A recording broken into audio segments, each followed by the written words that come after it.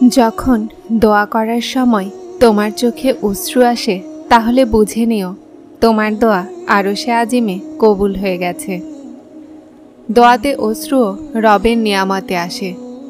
তিনি কবুলিয়তের নিয়ামত দিতে সক্ষম। জলদি তুমি তোমার হকে মজেজা হতে দেখবে। দোয়াগুলোর রং হয় না, কিন্তু যখন রং নিয়ে আসে তো জীবনও রঙিন হয়ে যায়। তুমি তোমার দোয়াগুলোর ওপরে বিশ্বাস রাখো। আল্লাহ রাস্তা বানাচ্ছেন, মানুষের ষড়যন্ত্রকে ব্যর্থ করছেন। জলদি তুমি তার তৌফিকের মাধ্যমে তোমার মঞ্জিলকে পেয়ে যাবে। আল্লাহ জানেন তোমার মনের ইচ্ছা, শুনছেন তোমার দোয়াগুলোকে। তুমি বিশ্বাস ছেড়ো না, উনি অবশ্যই দিয়ে দিবেন। দোয়া সেই জিনিসকেও তোমার কাছে টেনে আনবেন যা তোমার নসিবের অংশ নয়। ইনশাআল্লাহ হবে সেটাই যা তুমি চাও, কিন্তু হবে তখনই যখন আল্লাহ চাইবেন। আর আল্লাহ উত্তম সময়ে উত্তম দিবেন ইনশাআল্লাহ। আমাদের চাওয়াগুলো তো অনেক ছোট, সেই রাব্বুল আলামিনের সত্তা অনেক বড়। তাহলে কেন হবে না সেটা?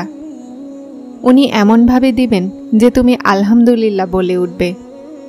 যেই হাতগুলোকে তুমি দোয়া করার জন্য তোলো না, সেই হাতগুলোতেই খুব জলদি সে সব কিছু থাকবে, যে কারণে তুমি দৃঢ়ভাবে দোয়া করছো। আল্লাহ তো বারবার তোমাকে ডাকছেন, তুমি তওবা তো করো আগে। তোমার চাওয়া চেয়েই তো দেখো। না পাওয়ার ভয়কে মন থেকে বের করে দাও। সেই রাব্বুল আলামিন এমন দিবেন যে তুমি দেখতেই থাকবে। সবরের হাত ছাড়বে না। তোমার দোয়াগুলো খুব জলদিই কবুল হতে চলেছে। কে জানে তোমার নসিবে সেটাই লেখা আছে যা তুমি দোয়াতে চাচ্ছ।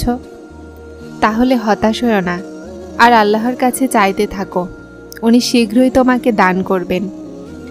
তুমি ছেড়ে দাও সব কিছু আল্লাহর ওপরে, উনি সব কিছু উত্তম করবেন। দোয়া করা ছেড়ো না। সময় বদলাবে, পরিস্থিতি বদলাবে, আর দোয়াগুলোতে জলদি কোন বলে দেয়া হবে। তাহলে ভুল তো হতেই পারে না, না? আমাদের তো আল্লাহর ওপরে বিশ্বাস রাখতে হবে। ভাগ্যকে কখনোই খারাপ বলো না। দেখে নিও তোমার এই সবর খুব জলদি খুশির খবর আনবে। আল্লাহ তোমার সমস্ত দোয়া কবুল করে নেবেন। নিজের জীবন থেকে অভিযোগ আর হতাশাকে বের করে দাও। আল্লাহ তোমার ওপরে খুশি হয়ে খুব জলদি দোয়াগুলোকে কবুল করে নেবেন। এখনও তো সেই মাকাম আসা বাকি, যেখানে আল্লাহ পাক তোমাকে তোমার চাওয়া সমস্ত জিনিসে ভরিয়ে দিবেন। যখন কোনো বন্ধু তোমাকে কোনো গোপন কথা বলে, তাহলে বুঝে নাও যে সে তার সম্মান তোমার কাছে আমানত রাখছে। এটার কখনোই খেয়ানত করো না। যে সমস্যাগুলো ফরজ ছেড়ে দেওয়াতে আসে, সেটা নফল আর ওজিফা টলাতে পারে না। ফরজ পালন করতেই হবে। দোয়াতে যত সময় দিবে সেগুলোর কবুলিয়ত ততটাই বেশি সুন্দর হয়। দেরিতে চিন্তিত হয় না, হবে সেটাই যা তুমি চাও ইনশাআল্লাহ।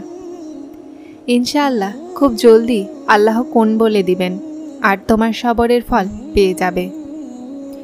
যখন মনে খেয়াল দেওয়ার মালিক আল্লাহ, তো ভাগ্য লিখনেওয়ালাও আল্লাহ।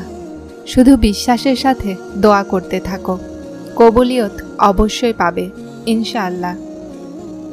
তুমি রাতের অন্ধকারে আল্লাহর কাছে যাও, তিনি দিনের উজালায় তোমাকে কারো মুখাপেক্ষী থাকতে দিবেন না। তোমার সমস্ত হাজত পূরণ হবে ইনশাআল্লাহ। কোরআন জায়গায় জায়গায় সান্ত্বনা দিচ্ছে। হতাশ হয় না, ভেঙে পড়ো না, আর বিশ্বাস রাখো। তোমার রব তোমার সাথে আছেন। খুব জলদি সব কিছু ঠিক হয়ে যাবে। যখন তোমার আর কোনো আশা চোখে না পড়ে, তখনও যদি আল্লাহর ওপরে বিশ্বাস রাখো, তো আল্লাহর সমস্ত দোয়াগুলোকে শুনে নেবেন। চিন্তা আর অশান্তি দূর করে দিবেন। যখন সম্পর্ক আল্লাহর সাথে জুড়ে যায়, তো মনের অবস্থা বদলে যায়। আর এটাই সেই মাকাম যখন দোয়াগুলোকে কবুল করে নেওয়া হয়। সব কিছু আছে, কিন্তু তাও শান্তি নেই।